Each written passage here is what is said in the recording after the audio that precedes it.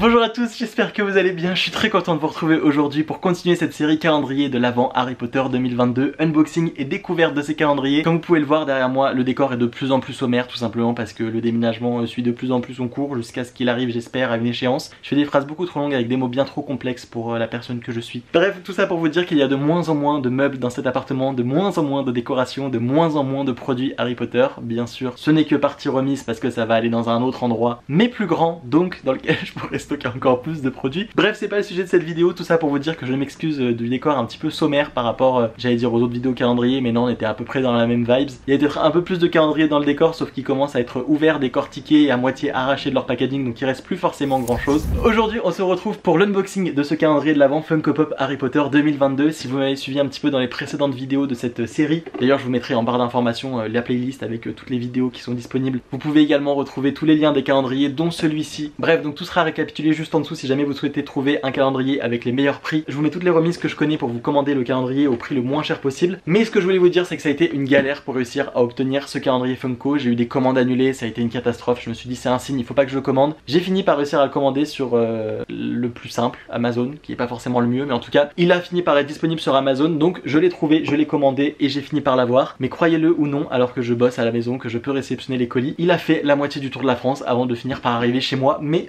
il est arrivé, donc je vais arrêter de me plaindre. En tout cas, le calendrier Funko, il est là, on va l'ouvrir aujourd'hui en vidéo. Au niveau du packaging, un peu comme chaque année, on retrouve un design assez similaire, sauf que cette fois-ci on est sur une couleur bleue et dorée, et voilà, on a quelques petites cases qui vont être à l'intérieur. Au niveau de l'arrière, rien de bien différent par rapport aux autres années, toujours 24 pièces à l'intérieur du calendrier de l'Avent. Quand on l'ouvre, juste ici, on a le petit scratch comme d'habitude qui nous permet de découvrir toutes les cases qu'il y a à l'intérieur. Elles sont rangées dans l'ordre chronologique. Je crois que c'était déjà le cas l'année dernière, c'était déjà de 1 à 24 sans avoir à fouiller les cases, et il me semble que je vous avais fait la réflexion que c'était une plutôt bonne chose, comme ça m'éviterait de passer des années à le trouver. Cependant, si vous avez suivi les précédentes années des unboxings Harry Potter sur ma chaîne YouTube, vous savez que le calendrier Funko a plusieurs fois déçu, à la fois moi-même et à la fois dans les commentaires, tout simplement parce qu'on a très souvent des Funko qu'on avait déjà les précédentes années. Vous le savez que j'ai une mémoire relative à celle d'un poisson rouge, ce qui veut dire que je ne vais pas forcément me rappeler des pop qui étaient dans les précédentes éditions, donc je vais essayer de faire un effort pour voir s'il y a des doublons ou des versions originales. En tout cas, n'hésitez pas à m'aiguiller dans les commentaires, laissez-moi un petit commentaire avec votre avis sur le calendrier et également sur le contenu. Du coup, est-ce qu'on a encore des plagiats des précédentes années? En tout cas, on va voir s'ils doivent écouler leur stock des anciens calendriers ou alors s'ils nous ont fait des petites pépites de nouveautés. En termes de prix, le calendrier Funko est toujours autour d'une cinquantaine d'euros. Petit bon plan, ceux des précédentes éditions sont à peu près 40 euros maintenant. On a Gringotts au fond, on est sur une petite ambiance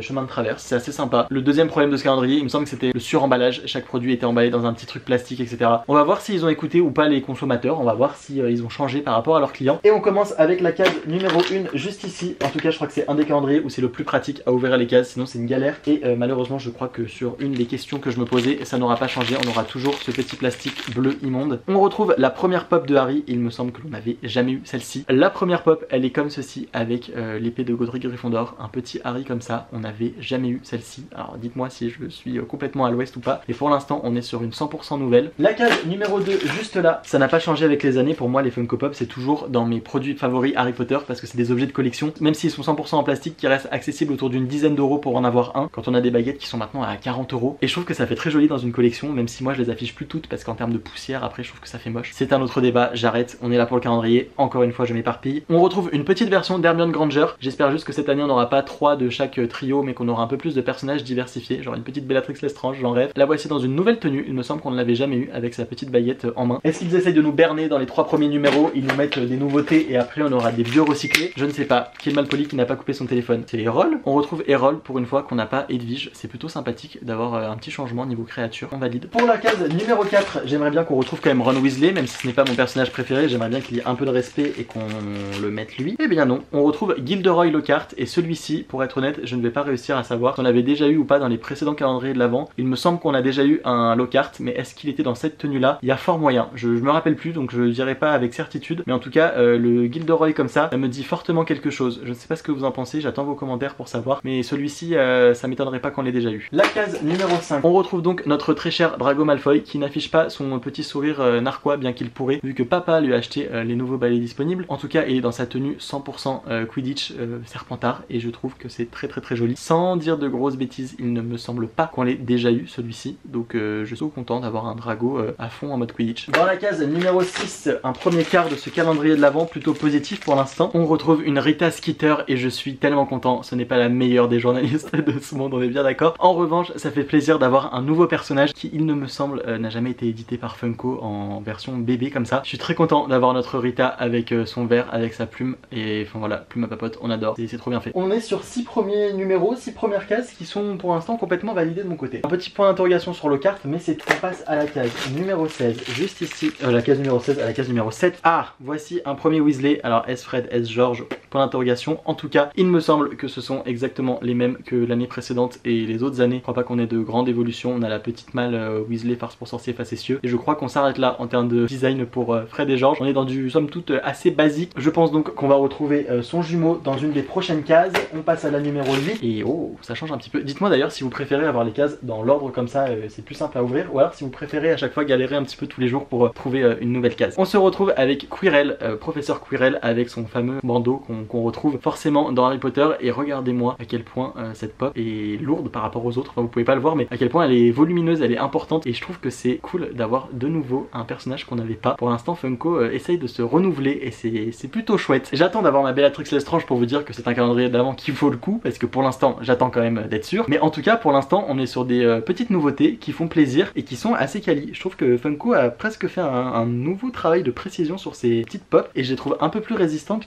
qu'avant. Je sais pas, je suis en train de faire la réflexion. Je trouve qu'ils ont un nouveau travail en termes de couleur et d'aspect. Très content, très content. On passe à la case numéro 9, juste ici. Est-ce qu'on va retrouver un jumeau Weasley ou Dobby? Et on retrouve un Harry Potter assez classique. Je m'en serais peut-être un peu passé. Faut que je sois un peu critique quand même sur ce calendrier de l'avant. Si je trouve que des points positifs, ça va pas le faire. J'avoue qu'un Harry un peu classique comme ça, c'est la première pop de Harry Potter, c'est celle qui est la plus vendue au niveau Harry Potter, donc j'avoue que c'était pas celle-ci que je voulais absolument, et surtout qu'elle a déjà été éditée dans d'autres calendriers de l'avant. On passe à la case numéro 10 et on retrouve dedans, oh, je vous disais ça, je ne savais vraiment pas quel contenu il y avait dedans. On retrouve pour de vrai enfin d'autres personnages. On a Bellatrix Lestrange. Pourquoi elle est fou? C'est quoi ce manque de respect envers Tata Lestrange? Regardez-moi, un rêve qui s'accomplit. On a la Funko Pop de Bellatrix Lestrange à l'intérieur de ce calendrier. Je crois que c'est l'ouverture la plus incroyable. Je m'en fiche qu'il y ait Harry qu'on ait déjà eu 17 fois dans 12 précédentes éditions, je m'en fiche complètement. On a Tata Lestrange et en version miniature, elle est trop belle. Je suis presque en train de me demander, quand je vois les trucs comme ça, je vous jure ça me fait peur des fois en termes de cerveau. Est-ce qu'elle n'était pas déjà dans l'année précédente? J'ai l'impression d'avoir déjà eu cette euphorie d'avoir Bellatrix Lestrange. En même temps non, je crois pas, je sais plus. Bref, en tout cas je suis très content de retrouver petite Tata Lestrange juste là.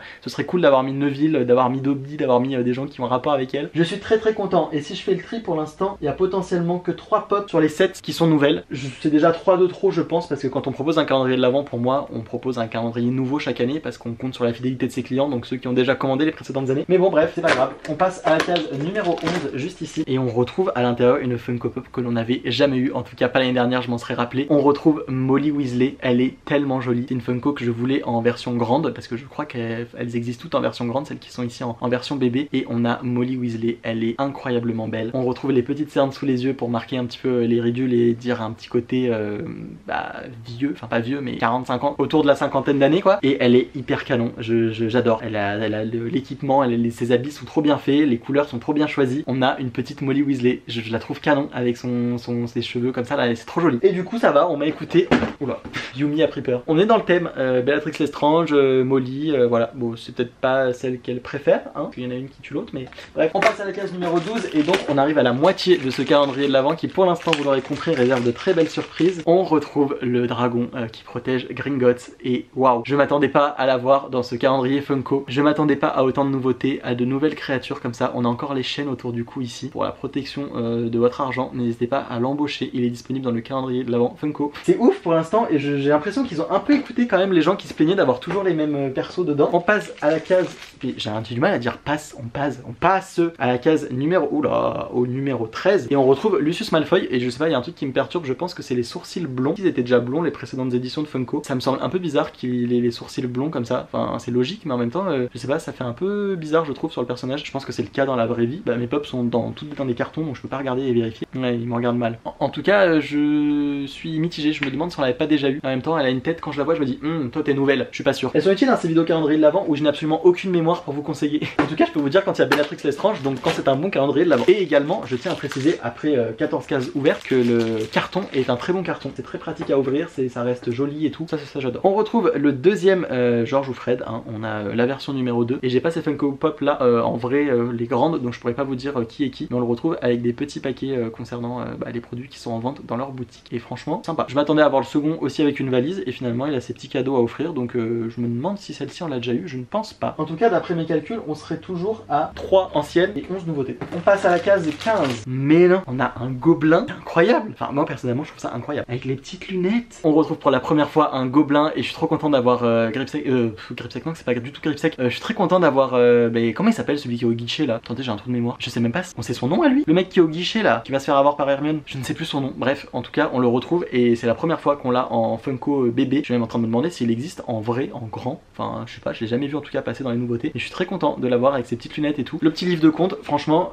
pour Gringotts c'est parfait, c'est dans le thème du chemin de traverse, on a les Weasley, c'est trop bien, on a Gringotts, on a de la thématique, on a de la cohérence, j'adore ce calendrier de l'avant. On passe à la case numéro 16, on retrouve Harry Potter cette fois-ci également en tenue de Quidditch, lui forcément en mode Gryffondor. Si la caméra tremble ne vous inquiétez pas, c'est Yumi qui découvre les petits sacs plastiques et c'est visiblement un pur plaisir pour elle, tout comme Harry de jouer au Quidditch, d'attraper le vif d'or et c'est plutôt très bien fait. On a même le petit détail du vif d'or, il faisait pas des petits détails aussi microscopiques avant, on dirait presque des atomes. On passe à la case numéro 17, pourquoi je ne comprends pas ce positionnement là, mais bref. On retrouve de nouveau un petit, je viens de perdre son nom, un petit Lockhart et on avait déjà celui-ci du coup au début du calendrier de l'avant, donc je pense que lui effectivement l'avait déjà eu une précédente année. Par contre en bleu ça me dit rien, voilà, très très beau, prêt pour une couverture de livre. Je ne comprends pas pourquoi mettre un personnage deux fois sur 24 cases, on a largement 24 personnages de Harry Potter, j'aurais préféré tout sauf lui. Je comprends pas pourquoi on l'a deux fois, je suis déçu. La case numéro 18, on retrouve notre très cher Ginny Weasley en mode cueillette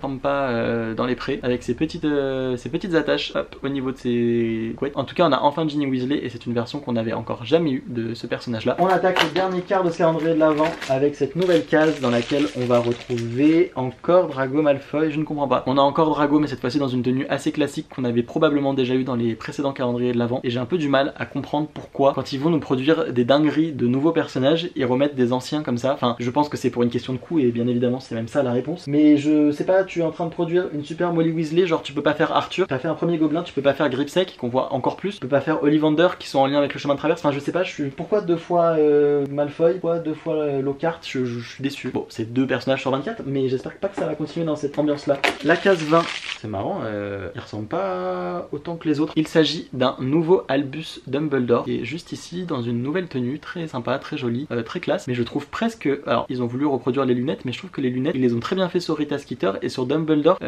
c'était plus des petites lunettes rondes, enfin je sais pas, elles sont pas, je trouve qu'on perd un peu de Dumbledore, je sais pas comment expliquer ça, je trouve pas aussi beau que sur les autres Funko Pop plus grandes Harry Potter. Enfin bref, voilà, c'est du détail. Sorti de son contexte, je suis vraiment en train de comparer des lunettes de Dumbledore qui est sur une figurine en plastique de 3 cm. C'est marrant quand même ma vie. Bref, en tout cas un petit Dumby nouveau. On passe à la case 21, j'aimerais bien qu'on ait McGonagall ou Hagrid ou je sais pas, quelque chose comme ça. Et ben, souhait exaucé, on retrouve la Funko Pop miniature d'Hagrid et qui est quand même plus grande que les autres hein, en comparaison quand même, on est sur un volume un petit peu plus à taille réelle. On a du coup notre très cher Hagrid qu'on avait déjà eu une précédente année, donc c'est pas une grosse surprise. Par contre, est-ce que c'était exactement dans cette tenue, est-ce que c'était avec le parapluie ou pas, je ne me rappelle pas. En tout cas cette fois-ci il y a une bonne bouillie qu'il a préparée pour lui ou pour je ne sais quelle créature qui ne donne pas trop envie. Il est très bien fait, très sympa, très joli, mais je suis presque certain qu'on l'avait déjà vu. La case 22, on retrouve un nouveau Ron Weasley en mode court. Je pense que ça c'est une Funko qu'on avait encore jamais eu. En tout cas l'habillement de Ron change un petit peu et voici à quoi il ressemble. Donc on est sur notre deuxième Ron. Je suppose, vu que ce sont les trois dernières cases, qu'on va retrouver Hermione et Harry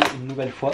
Et j'ai pour l'instant raison, vu qu'on retrouve Hermione Granger en train de faire Wingardium Leviosa avec sa baguette magique. Regardez là, hop, elle est sortie il y a pas si longtemps en version grande, donc on l'avait pas encore en version petite. C'est assez cool de l'avoir produite à cette échelle pour le calendrier de l'avant Funko. Je pense qu'ils les produisent en mode petite comme ça à la fois pour le calendrier de l'avant et également pour les porte-clés. Donc du coup voilà, je pense que ça va bientôt sortir si c'est pas déjà le cas en porte-clés. Mais elle est très sympa cette petite Hermione. Du coup on aura eu 2 Hermione pour l'instant. On est à 2 Ron et Harry on doit en avoir, on en a déjà 3, ouais c'est ça. On va en avoir un quatrième. On aurait pu se passer d'un quatrième Harry pour avoir McGonagall à la fin. Mais bon, je pense qu'on va terminer par notre très bon Harry. Ok, en mode chillax, la main dans la poche. Je pense pas qu'on l'ait déjà eu celle-ci non plus. On est sur une nouveauté. En tout cas, il est très sympathique également. Très jolie petite Funko Pop d'Harry. Quand même la quatrième. En termes de points positifs, vous l'aurez compris, j'en ai plein à montrer. Ah, j'avais pas vu, c'est quand il a ses lunettes cassées. Tous les points positifs pour moi, c'est d'avoir retrouvé Bellatrix Lestrange, d'avoir plein de nouveautés et d'avoir à peu près 5 Funko Pop qu'on avait déjà dans les précédentes éditions d'après mes souvenirs. Je trouve que c'est un calendrier qui vaut vachement plus le coup que les précédentes années pour ça. Parce qu'on est sur de la nouveauté, parce qu'on est sur des nouveaux produits et parce que ça fait plaisir d'avoir quand même une collection qui augmente avec des Funko Pop petites. Quand on sait les les coûts d'une Funko Pop grande à 10 balles, je trouve que pour une cinquantaine d'euros, ce calendrier de l'Avent vaut carrément le coup. On a une chouette expérience sur l'ouverture des cases, c'est un beau calendrier de l'Avent. Il y a plein de petits